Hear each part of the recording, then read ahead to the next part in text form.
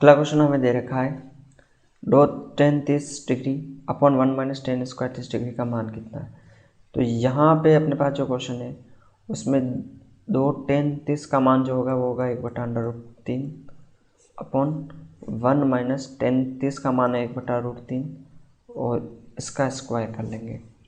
2 को 1 से गुणा किया तो 2/√3 और अपॉन 1 माइनस 1 का स्क्वायर 1 और √3 का स्क्वायर होगा 3। आगे इसको सोल्व करेंगे तो 2/√3 और यहाँ पर 1 और 3 का एलसीएम जो आएगा वो होगा 3 और यहाँ पे इसको सोल्व करेंगे तो 3 माइनस 1, ठीक है। 3 का भाग 3 में दिया एक बार और 1 को 3 से गुणा किया तो 3। उसी तरह 3 का भाग 3 में दिया एक बार और 1 को 1 से गुणा किया तो 1। आगे इसको सोल्व करेंगे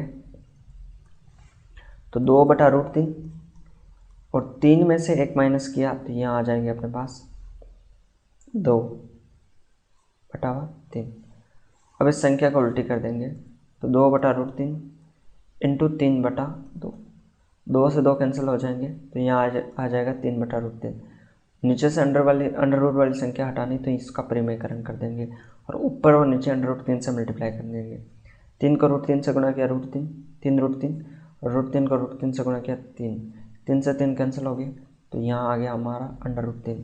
तो ऑप्शन नंबर द इसका राइट आंसर होगा। अगला क्वेश्चन हमें दे रखा है कि एक पासे को एक बार फेंका जाता है, अभाज्य संख्या प्राप्त करने की प्रायिकता क्या है। तो जो पासा यानी डाइस होता है ना, उस पर जो संख्या लिखी होती है 1 2 3 4 5 और 6 ये संख्या रहती है। तो उसके जो कुल परिणाम है ना, टोटल परिणाम, वो हमारे पास है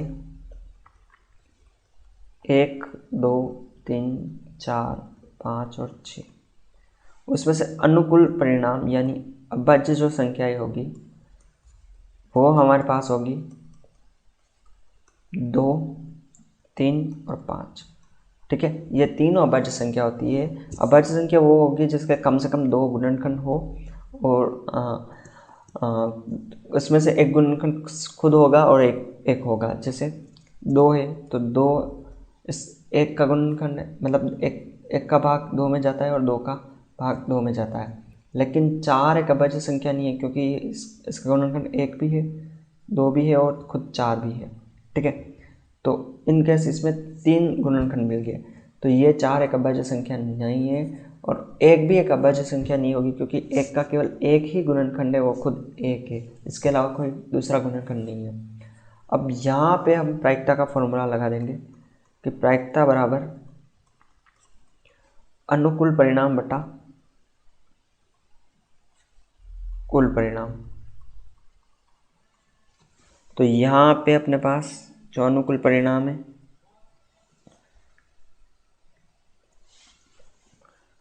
अनुकूल परिणाम बटा कुल परिणाम, तो यहाँ पर अपने पास अनुकूल परिणाम है 3 और कुल परिणाम है 6।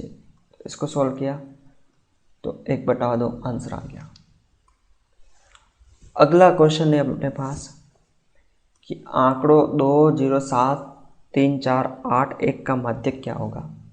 तो सबसे पहले माध्यक ज्ञात करने के लिए हम इसको आरोही क्रम में व्यवस्थित कर लेंगे, जिसमें सबसे छोटी संख्या पहले 0, उसके बाद 1, फिर 2, फिर 3, फिर 4, फिर 7, फिर 8।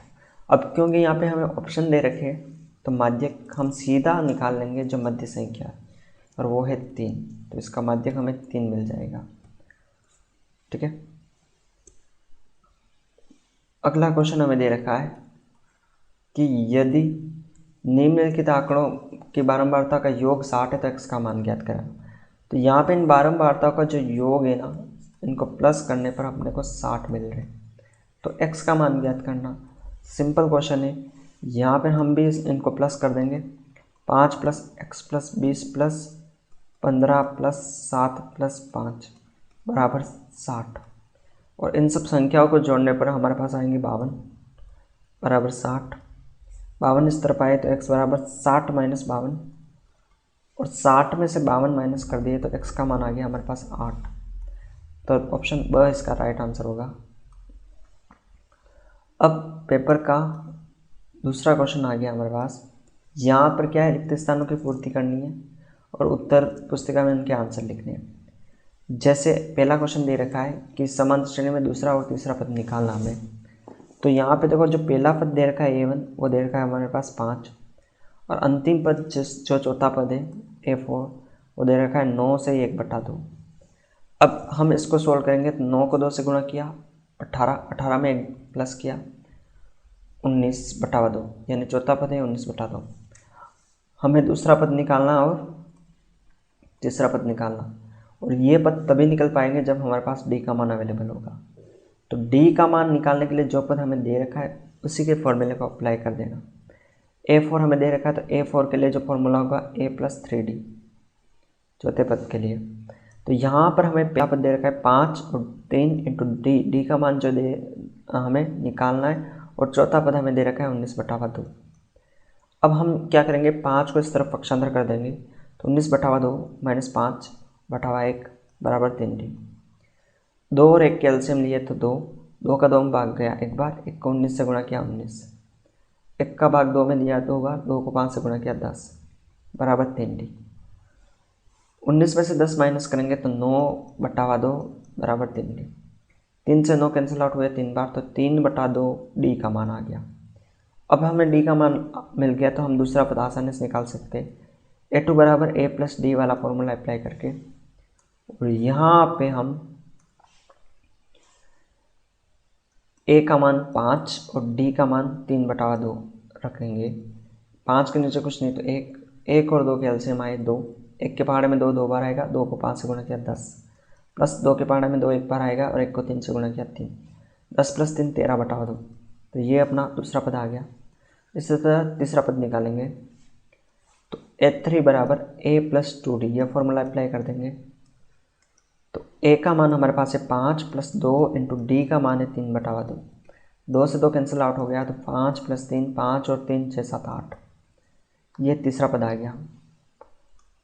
अगला क्वेश्चन हमें दे रखा है यहाँ पे कि रेखिक समीकरण A1x B1y C1 और A2x B2y C2 बराबर 0 में यदि A1/A2 B1/B2 और C1/C2 है, तब ये जो रेखा है ना वो क्या निरूपित करेगी। तो हमारे पास अगर दो लाइन के समीकरण इस तरह हो ना, A1/A2 B1/B2 और C1/C2, ये तीनों बराबर हो, तो उस केस में जो ग्राफ बनेगा उसमें एक ही लाइन आएगी और दूसरी लाइन उसको ओवरलैप करेगी, ठीक है। और इस तरह की लाइन को हम बोलते हैं समपाती रेखा है, ठीक है। 3 तरह की लाइनें बनती है, तो समपाती रेखा है, दूसरी समांतर और तीसरी प्रतिच्छेद रेखा है। तो जब A1/A2 B1/B2 और C1/C2 तीनों बराबर है, यानी कि दोनों समीकरण ही इक्वल है, और इक्वल समीकरण है तो एक ही लाइन बन जाएगी, ठीक है। तो इसका आंसर होगा समपाती रेखा है। अगला क्वेश्चन दे रखा है बिंदु 3, -2 तथा 4, 5 को जोड़ने वाले रेखाखंड की लंबाई कितनी होगी। तो यहाँ पर हमें एक लाइन के बिंदु दे रखे कि एक लाइन है और उसके निर्देशांक A और B 3, -2 और 4, 5 है, और हमें इस लाइन की लंबाई ज्ञात करनी। तो यहाँ पे हम दूरी सूत्र लगा देंगे AB के मध्य की दूरी, और दूरी सूत्र का फॉर्मूला है √x2 - x1 का whole square plus y2 - y1 का होल स्क्वायर। तो यहाँ पे अपना ये x1 y1 और ये है x2 y2, ये फॉर्मूला इसमें अप्लाई कर देंगे तो x2 यानी 4 - x1 3 का स्क्वायर, और y2 5 -2 इसका स्क्वायर, ठीक है। ये x1 y1 और ये x2 y2, तो ये मान यहाँ में रख दिए। आगे हम इसको सोल्व करेंगे तो 4 - 3 1 का स्क्वायर प्लस 5 -+ 2 और इसका स्क्वायर, इसको सोल्व करेंगे तो 1 का स्क्वायर हो गया 1 और 5 6 7 का स्क्वायर, ठीक है। तो √1 का स्क्वायर 1 और 7 का स्क्वायर 49 और 1 50, तो ये इसके मध्य दूरी आ गई।